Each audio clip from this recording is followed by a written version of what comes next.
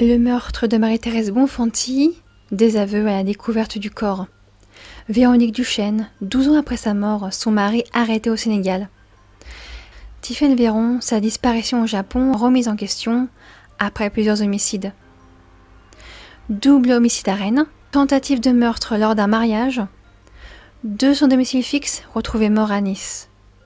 Et pour clore ces actualités, une actualité insolite, au Canada, la police à la poursuite d'autruche. Bonsoir à toutes et à tous, j'espère que vous allez bien. Je suis Amanti et bienvenue dans les vidéos du samedi dédiées à l'actualité crime et disparition de la semaine.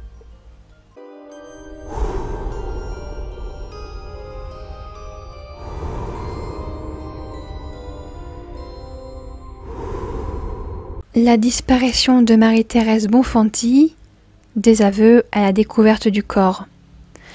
Marie-Thérèse Bonfanti a 25 ans lorsqu'elle disparaît le jeudi 22 mai 1986 à Pontcharrat, à quelques kilomètres de Grenoble. Un homme, Yves Chatin, propriétaire de l'immeuble et vivant dans une maison juste à côté, est dès le départ fortement soupçonné d'être responsable de la disparition de Marie-Thérèse. Cependant, faute d'éléments, il est remis en liberté. Récemment, une nouvelle information judiciaire est ouverte pour découvrir ce qui est arrivé à la jeune femme. Les enquêteurs apprennent qu'Yves Chatin vit toujours dans la région, dans le village de la Table, où il est chauffeur. Le 9 mai 2022, Yves Chatin avoue avoir tué Marie-Thérèse. Selon ses aveux, le jour de sa mort, Yves Chatin trouve la voiture de Marie-Thérèse mal garée devant l'immeuble qui abrite plusieurs logements. Il frappe à la porte du couple et houspille Marie-Thérèse pendant plusieurs minutes. Une dizaine de minutes plus tard, c'est au tour de Marie-Thérèse de frapper à sa porte pour lui dire qu'il avait eu des mots durs avec elle et un mauvais comportement. Et là, Yves Chatin aurait craqué et tué Marie-Thérèse dans un élan de rage. Marie-Thérèse laisse derrière elle un époux et 2 enfants de 4 ans et de 6 mois. Après son crime, il place le corps de Marie-Thérèse dans le coffre de sa voiture, roulera quelques kilomètres et cachera le corps dans ce qui était à l'époque une nature sauvage, près de la commune de la Buissière. Le 26 octobre, un crâne y est retrouvé. L'expertise ADN prouve avec certitude que le crâne est bien celui de Marie-Thérèse Bonfanti. L'enquête se poursuit.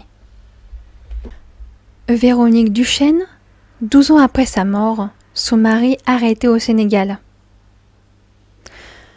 Le lundi 28 novembre 2022, Thierry Meunier, âgé de 59 ans, est interpellé au Sénégal. Il est soupçonné d'avoir tué son épouse le mercredi 6 octobre 2010.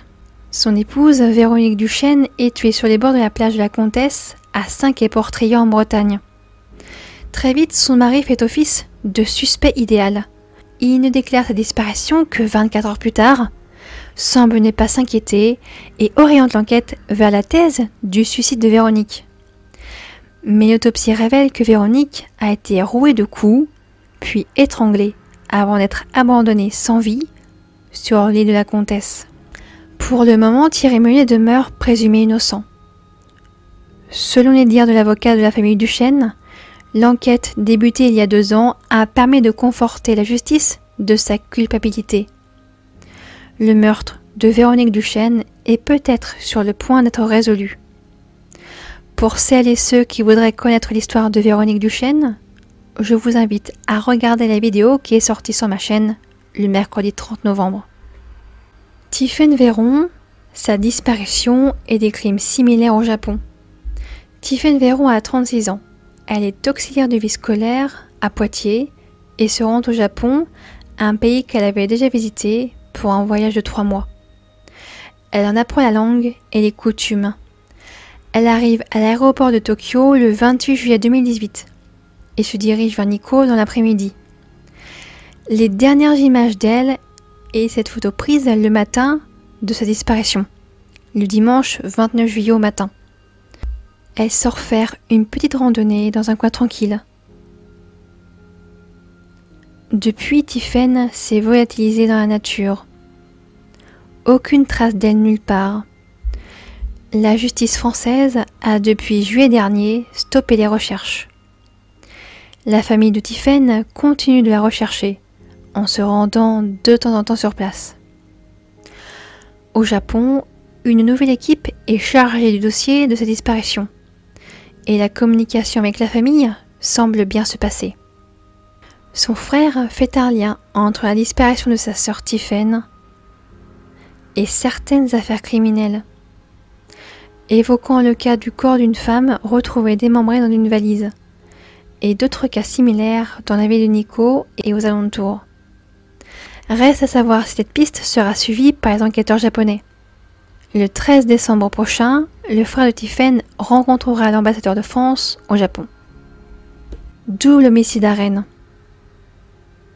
À Saint-Jacques-de-la-Lande, à l'intérieur d'un pavillon résidentiel, 3 corps sont retrouvés le mercredi 23 novembre. Le corps d'une femme retraitée de 62 ans, retrouvée allongée sur son lit avec des traces de traumatisme. Le corps de sa fille de 25 ans, allongé sur le sol de sa chambre, et le corps d'un homme de 50 ans retrouvé pendu. Des autopsies sont en cours pour connaître les causes de leur mort. La piste du double homicide suivi d'un suicide est privilégiée par les enquêteurs. Une lettre manuscrite, rédigée semble-t-il de la main de l'homme, relate un profond mal-être de ce dernier, des suites d'une grave maladie. Il aurait pris la décision d'ôter la vie de sa compagne et de sa fille. L'enquête se poursuit. Tentative de meurtre lors d'un mariage. Un homme de 48 ans a été placé en détention provisoire et mis en examen pour tentative de meurtre après avoir tiré sur la foule lors d'un mariage à Saint-Nicolas à Montèche, au sud de Montauban, dans la soirée du 19 au 20 octobre 2022 vers 1 h du matin. Il sera interpellé le lendemain des coups de feu qui n'ont heureusement fait aucune victime, juste des blessures au flanc pour un des convives. Son pronostic vital n'est pas engagé. Il y a quelques jours, l'homme avait fait une demande d'appel de sa détention provisoire, demande qui lui a été refusée. L'homme reste en détention dans l'attente de son procès. 2 sans domicile fixe retrouvés morts près de Nice. Mercredi soir vers 18 h, sur la route de Colomar près de Nice, tout près d'un squat, la police fait la découverte des corps de 2 sans-abri. Les 2 hommes auraient reçu de nombreux coups avant de succomber. Les corps se trouvaient à 50 mètres l'un de l'autre, dans un secteur boisé près d'une maison squattée dans un coin isolé. Une enquête pour flagrance est en cours. L'autopsie des 2 victimes aura lieu dans les prochains jours. Leur identification est toujours en cours.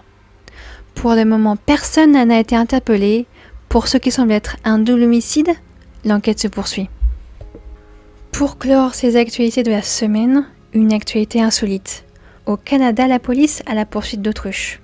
Le vendredi 25 novembre, la police canadienne d'Alberta poursuit des fuyards bien particuliers. Une vingtaine d'autruches se sont échappées de leur enclos, dont la localisation n'a pas été donnée par la police. Les autruches courent dans l'ensemble de la ville. En quelques heures, ils parviennent, avec le soutien des autorités sanitaires, à confiner les autruches. Malheureusement, l'une d'entre elles sera percutée par un véhicule et décédera. Je vous remercie d'avoir regardé cette vidéo jusqu'au bout et j'espère qu'elle vous a plu. N'hésitez pas à partager vos avis et ressentis en commentaire. Je vous donne rendez-vous mercredi soir pour l'affaire de la mort bien étrange de Rudolf Flückiger. Passez un très bon week-end, prenez soin de vous et de vos proches, et d'ici là, n'oubliez pas,